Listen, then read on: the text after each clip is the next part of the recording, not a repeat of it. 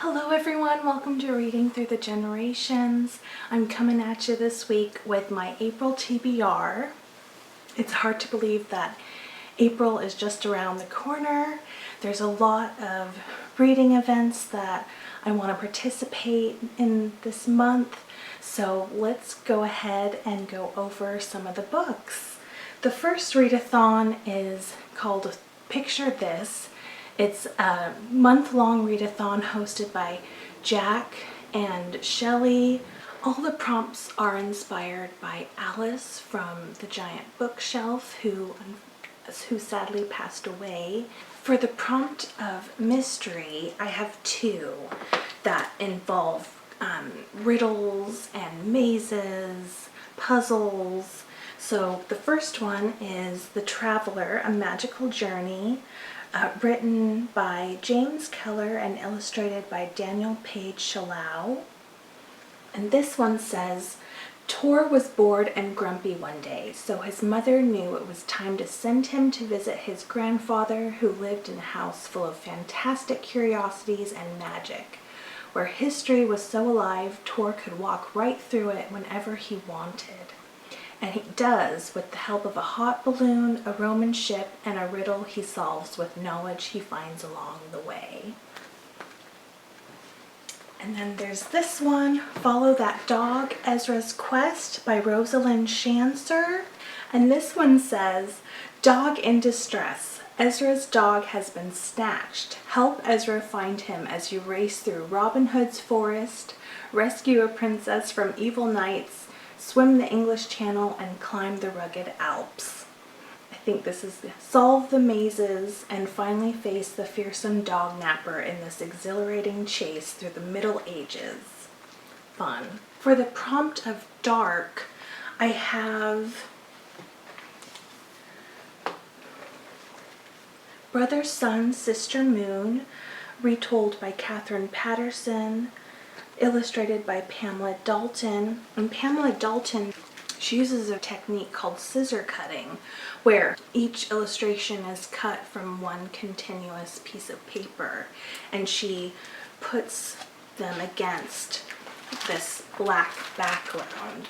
It's pretty magnificent what she's able to do with just a pair of scissors and some paper. This is one of my favorite picture books. And then I have Dear Millie, illustrated by Maurice Sendak, written by Wilhelm Grimm, which is he was one of the Grimm brothers.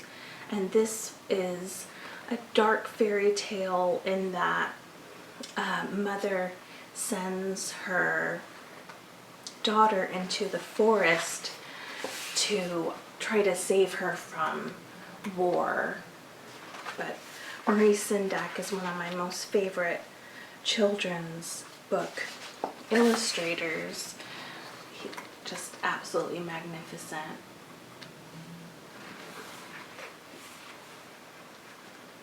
And then for the prompt of giant, I have two that involve giants of some sort.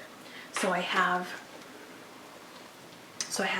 Tales for the Telling, Irish Fairy and Folk Stories by Edna O'Brien, illustrated by Michael Foreman. Here's a terrifying giant for you. Then I have Troll Forest, a Norwegian tale, written by Donna Maria Seim and illustrated by Susan Spellman. Here's an illustration.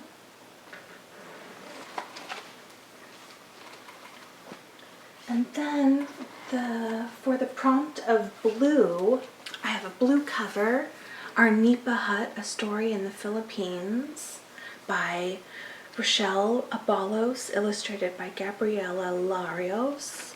And the blurb on this one says, Yelena and Papa take care of their Nipa hut, and it takes care of them. But when bad weather approaches, will their home stand strong? They live along the coast, where there's lots and lots of storms. And then I have another one that's set on the water, The Girl and the Mermaid. And this one is by Hollie Hughes, illustrated by Sarah Massini. This is example of the illustrations.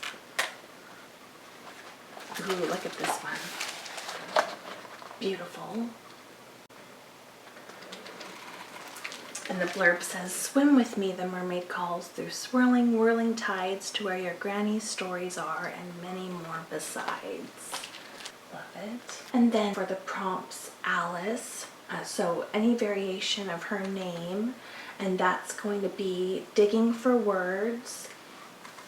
And these are books that I'm waiting for from the library. I have Digging for Words, José Alberto Gutiérrez and the Library He Built by Angela Burke Kunkel. And then for the bonus challenge is an Illustrator deep dive. And for this, I'm going to try to read Tove Jansson, Life, Art, Words, the Authorized Biography by Boel Weston. So Tove Jansson was a Finnish illustrator and author. She wrote several books that I absolutely love, such as The Summer Child, The True Deceiver, and books for children such as the Moomin Troll series. And I don't know much about her life other than she started off doing political comics. That's how the Moomin Troll creatures first begun. They begun as comic strips. And yeah, this one has a bunch of her illustrations from that comic strip, as well as this lovely photograph of her in her studio as a young woman. And this works, this also fits for another April readathon, People April, which I have a couple here. I have Javier Zamora's memoir, Solito, and then I have Panay Guerrilleras, The Unsung Heroics of Filipina Resistance Fighters During the Pacific War, written by Stacy Ann Baturina Salinas. Oh, this one says, Salinas explores the unique stories of ordinary Filipina women who led extraordinary lives in the turbulent time of the Japanese occupation, and also highlights some of their experiences as immigrants in the United States. They were everyday women whose roles and tasks were critical in the liberation of the people of the Philippines. Many times it was the women who put themselves on the line as combat warriors, informants, and even generals, and risked their lives for their families and country. And then I also have Natural Magic by Renee Berglund, Emily Dickinson, Charles Darwin, and the Dawn of Modern Science. And this one says, Emily Dickinson and Charles Darwin were born at a time when the science of studying the natural world was known as natural philosophy, a pastime for poets, priests, and schoolgirls. The world began to change in the 1830s while Darwin was exploring the Pacific aboard the Beagle and Dickinson was a student in Amherst, Massachusetts. Natural Magic intertwines the stories of these two luminary 19th century minds whose thought and writings captured the awesome possibilities of the new sciences and at the same time strove to preserve the magic of nature. I'm really looking forward to this one. And then the lovely Kim from Expedition Through Pages has brought back her really fun read-along TBR game called The Trail.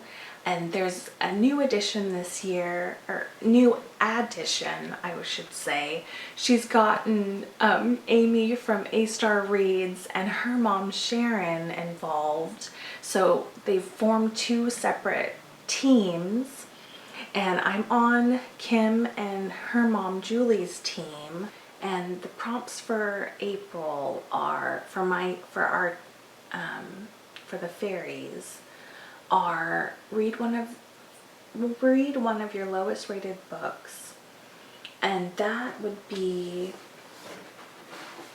a Mary Stewart book called Moon Spinners, and this one's set during Easter, so it's perfect for this time of year. I believe this is a mystery set in Crete, and that's all I want to know because I don't like spoilers at all when it comes to mysteries. Another prompt was to scroll through your social media and read the first book that you own, that you see. And that is a Claire Keegan novella called Foster. I believe this is about a young girl who's sent away to live with her aunt and uncle for one summer. I'm looking forward to it. And then we also got read a library-inspired book. And for this prompt, I'm reading a Catherine Rundell middle grade called Rooftopers. And this one is all about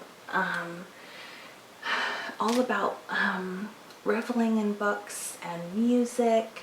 Catherine Rundell was inspired by her own adventures of rooftoping when she was a student at Oxford, which the Bodleian Library is probably the most famous library.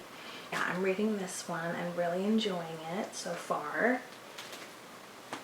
And then another one that I've been listening to that fits the prompt, read a fantasy book with a favorite trope, is a Terry Pratchett Discworld series one, Equal Rights.